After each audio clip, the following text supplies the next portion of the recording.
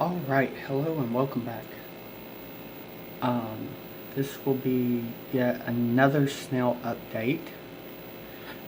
But before we fully get into this, if you could, please hit that subscribe button. It really would help me out. I'm really trying hard to grow this channel and to get more subscribers, get more viewers. And if you hit that subscribe button and the bell button, it notifies you when I upload a new video, and it helps me know what you're interested in. So subscribe, comment down below. That would really help me out. With that being said, I have baby snails. These little guys are probably 4 days old. So they're not newly hatched. They are about 4 days old, and they are starting to develop colors, and they're probably about 4 times the size they were when they first hatched. And they are just all over the place in here. They do tend to hang up around the top, sinking down to get food, or attaching to the floating plants. Now I have them in just a bare basic setup. I am working on getting a bigger setup for them as they grow, but for now this is working out for me, and for them, they're growing, they're healthy. Downsides to the setup is I changed this water out this morning, and literally it's already cloudy again, but I am feeding them really heavily, and there is a large amount of them in there. I'm willing to say there's probably close to 100 little baby snails in here. I've not even attempted to count how many there are.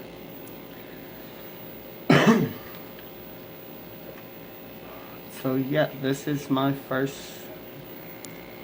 batch of baby mystery snails, and I am excited.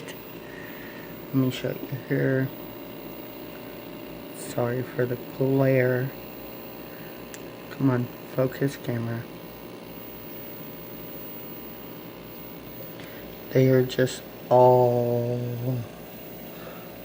over this little container.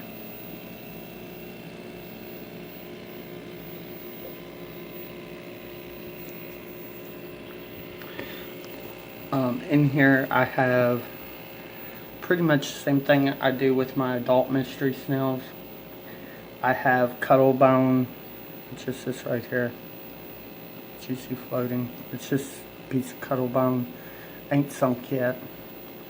I've noticed sometimes they'll sink, sometimes they won't sink, but it doesn't really seem to bother the snails because they'll just attach onto it and float with it. And I have seen them on the cuttle bone eating, so it's a good source of calcium for them. So they should have nice, thick, healthy shells. Apart from that, I'm feeding them a variety of foods between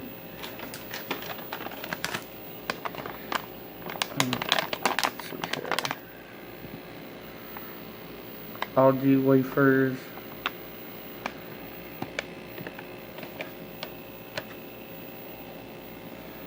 so I put some of the algae wafers in there, and of course this is just blanched cucumbers.